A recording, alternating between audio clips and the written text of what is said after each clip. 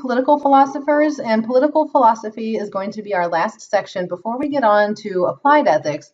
We'll be applying a lot of the themes and concepts from this first part of the class to some specific ethical issues in the second part of class. So Hobbes and Rawls, the other philosopher that we'll be looking at for today, are two examples of philosophers who are using ethical concepts of good and bad, right and wrong, just and unjust, and thinking about them not just as a matter of personal ethics, but a matter of broader societal ethics. The idea here being that when we develop a stance about human nature, as we'll see here with Hobbes, or about what people really need in order to make them do the right thing, or about what rules ought to be in place to make sure we have fairness, these are ideas that are going to have to do with our lives beyond our personal choices and decisions, and will probably inform our ideas about what types of society we want to live in and what types of policies we want to make in that society.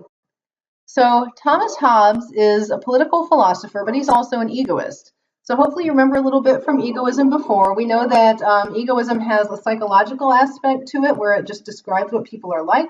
And we know that egoism also has what we call an ethical aspect to it that describes what the right and wrong thing to do is. So you'll be mainly seeing some reflection of Hobbes' psychological egoism in this material that we're doing for today. Hobbes is an English philosopher who was born in the 16th century, but most of his life, he was born in, I think, 1588. So he lived and produced his scholarly work in the 17th century. So when you have in your reading Hobbes' text, it's kind of difficult to understand because of the way he writes. He's using a form of English that we don't really speak or write anymore. And that's going to make him a little challenging to understand. Hopefully I'll be able to decode some of that for you.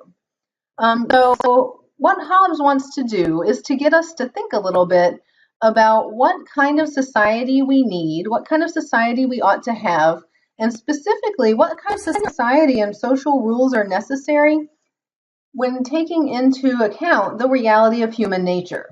So we need to figure out what humans are really like, what we would be like if we were stripped of all social coercion, constraint, and laws, in order to see what kind of society ought to be in place in order to adequately address humanity's needs.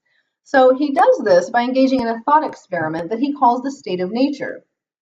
Philosophers really like thought experiments. Thought experiments are just imaginary scenarios that are meant to help the reader, the listener, think about something in a new and different way.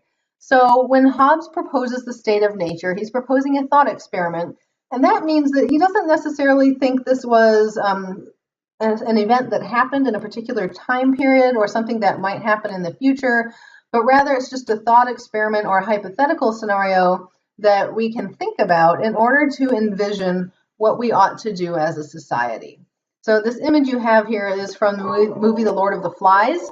You may have read that book. It's a great example of another thought experiment about the state of nature, envisioning what would happen to people with no social rules or constraints at all. So this is a purely hypothetical scenario that envisions human nature without constraints. And it's meant to get us to think about how and why we form social contracts. In other words, why don't we want to live like this? What is it that motivates us to get out of the state of nature, to create rules in society?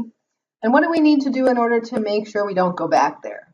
So this is not a very ideal place according to Hobbes.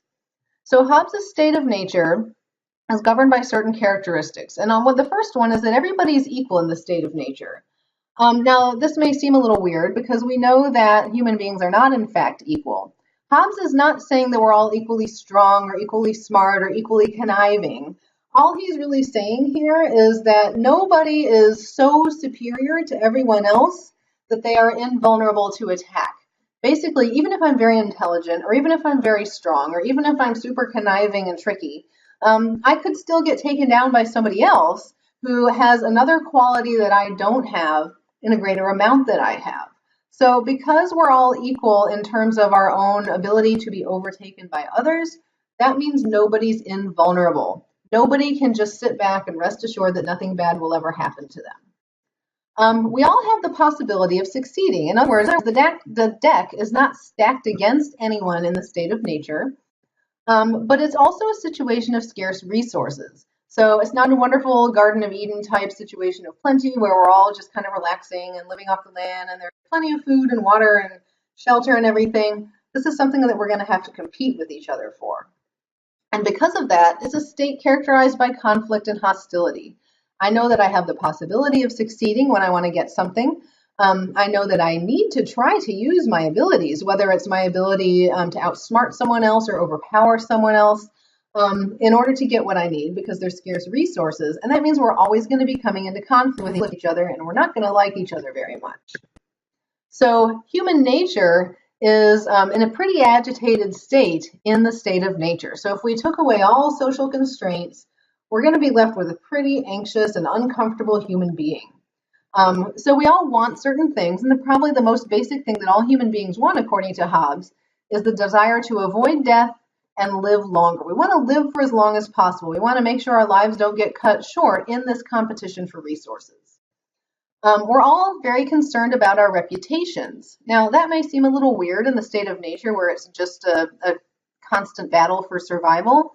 But if I'm able to build up my reputation in such a way that just because of my reputation, other people are afraid to cross me, they're afraid to try to challenge me for the resources that I have, I'm going to benefit from that. So for that reason, we're all very concerned with our reputations and building up an image of ourselves that other people will respect. We're all very, very anxious about our futures, though, because we know that we could at any time be overtaken by others. So there's a lot of conflict in the state of nature. This is basically a state of constant fighting and conflict because of the competition for resources, because of this phenomenon called diffidence that Hobbes talks about, which is basically this constant state of hostility and suspicion between people, and because of our desire for glory. These are all things that are going to lead to repeated, consistent conflict in the state of nature. So Hobbes famously says that life in the state of nature is solitary, poor, nasty, brutish, and short. You don't want to stay there. No one would ever want to live there. We got to figure out how to get out of this state of nature and into a more stable environment. So there's a lot packed into this nice list of adjectives, right? It's solitary in the sense that we are all out for ourselves. There is no cooperation in the state of nature. It's pretty poor because we don't really have the ability to amass resources, because as soon as I get something I need, someone else is probably trying to take it from me. It's nasty and brutish because we're constantly suspicious of others, in conflict with others, and fighting others. And our lives are pretty short in the state of nature because we're always in a tooth and nail struggle for survival. So you can imagine why you might form a social contract, try to develop some rules to extend your life. So the state of nature, Hobbes likens to a state of war. And he actually says in wartime, soldiers revert to the state of nature. And that's not a bad thing. What's happening in wartime is people are trying to do whatever they need to do to survive. There are other people trying to kill them. So we can think of the state of nature as very similar to what goes on during wartime, in which is every man against every man. There's not a lot of opportunity for industry, for people working hard to create new things, inventions, architectural projects, things like that. There's just no time for that. And there's no morality beyond survival. So what that means is, in the state of nature, there's no inherent rules of morality. If killing another person helps you survive, that's what you do. If stealing from another person helps you survive, that's what you do.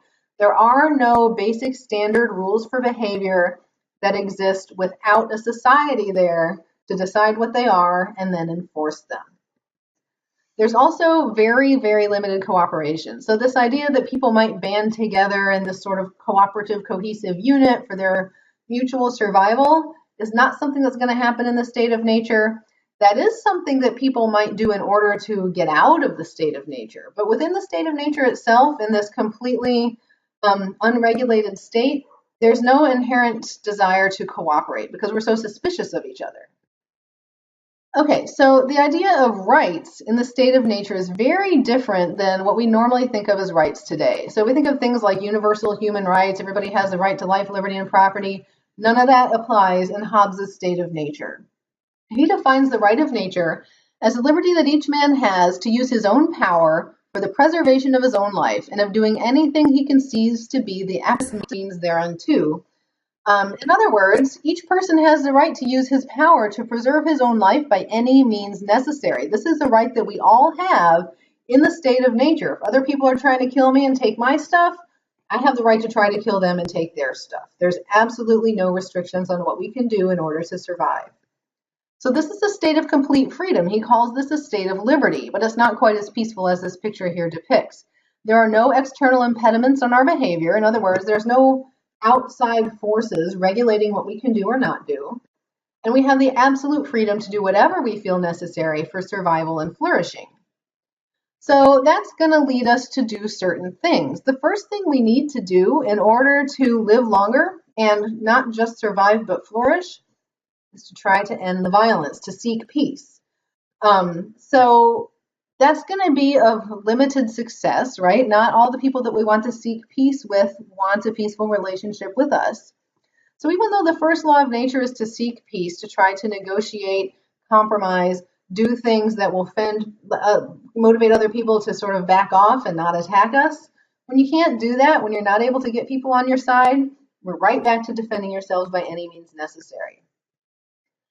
So how do you seek peace? How do you make an agreement that will actually motivate another person not to attack you? Well, what we do is we get together and we mutually agree together that we're going to give up some of the complete absolute freedom that we have in the state of nature in exchange for more security. So to achieve peace, he says, you give up whatever freedoms that you want other people to give up also. So basically anything that I don't want people to do to me, I promise not to do that to those other people either. These are things like killing, stealing, causing bodily harm to people. I'd rather not be killed by others, so I'm going to promise not to kill them either. I'd rather not be stolen from by others, so I'm going to promise not to steal from everybody. And now we've got the beginnings of a social contract. At least two rules. Nobody kills anyone and nobody steals from anyone. So this could be whatever freedoms you're willing to give up, and you can convince other people to give up also. Whatever it is that you don't want people to do to you. So this has to be voluntary, though. I can't run around making rules and forcing other people to follow them. They have to be mutually agreed upon, and they have to be voluntary. We also can't give up certain freedoms that would actually contradict our own self-interest to give up. These are things like the right to your own life. You can't give that up. You can't give up the right to self-defense. So even if we develop an agreement where we say we're not going to kill each other, if there's someone who decides to break that agreement and attacks me, I'm allowed to end their life if it's in self-defense. And then the freedom from enslavement and imprisonment, I can't give that up. So I can't voluntarily agree to be enslaved to another person or to be imprisoned for no reason. That's another thing that would be inherently against my own self-interest. And then the third and probably most crucial part of this is that we have to honor our agreements. In other words, we all want peace. We're all going to make some mutual agreements that we won't do certain things to each other in order to get peace. That's not going to mean anything if we don't actually do what we say we're going to do, or more specifically, what we're not going to do. So we have to, as Hobbes says, perform our covenants made. In other words, once you've made a promise, you have to actually uphold that promise. So in this case, now we can finally start talking in more specific ethics language. Justice for Hobbes is defined as doing what you promised to do, honoring an agreement that you made. Injustice is breaking that agreement. So the content of the agreement those agreements is up for debate, right? It just depends on what it is that we happen to mutually agree upon in forming our social contract, what I need to honor, and what would be an injustice to break.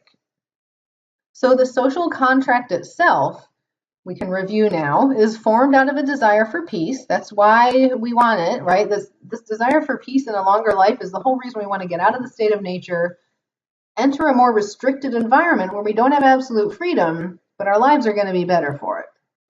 This is motivated by fear and self-interest, and it has to be voluntary, in which we mutually surrender certain freedoms in order to get longer life and peace. But people are still inherently self-interested. That's one fact of human nature that just isn't going to change. So if we have this group of self-interested people, and they have all freely, voluntarily, and mutually promised to give up certain freedoms, but they're also inherently self-interested, they're still going to be very inclined to want to break that contract if they think it would benefit them and they think they would get away with it. So people's self-interested nature really inhibits the ability to have a peaceful life and to have a social contract that people abide by. And that's why a high level of coercion is necessary, according to Hobbes, in order to make sure that people actually do what they ought to do, which is to honor their own agreements, to do what they said they would do when they mutually agreed to surrender some freedoms for more security. So this is a reflection of his egoist view of human nature, in which all voluntary acts are self-interested. People are going to break the rules whenever they can. And this is illustrated by a story that I didn't have you read, but a story written by Plato called The Ring of Gyges, in which a poor shepherd finds a ring. He realizes that if he turns it a certain way, it makes him invisible. As soon as he figures that out, even though he was a decent guy before, he uses this ring to run around and do all kinds of crazy things, right? The idea here being as soon as we think we can get away with something, we will do it because we are inherently self-interested. So without coercion, Hobbes says, people will break the social contract. So there's got to be something beyond you should honor your agreements to motivate people to actually do what they said they're going to do. And that's what Hobbes calls the Leviathan. The Leviathan is a very strong coercive form of government ruled by one person. It has to be a single ruler, he says, because if we have multiple people coming together to try to govern like we have in the American democracy, then we're going to have people fighting with each other, pursuing their own self-interest, and not doing what they ought to be doing, which is making sure that the citizens follow the social contract. This single ruler should have the power of a mortal god. In other words, a very, very powerful single ruler, probably some kind of monarch for Hobbes. You can see this person in the picture has a crown on. And he says that we need the terror of power in order to enforce the social contract. People should be terrified of what their government would do to them if they didn't do the right thing, if they didn't follow the rules of that contract. Otherwise, if they're not afraid, they're not going to obey.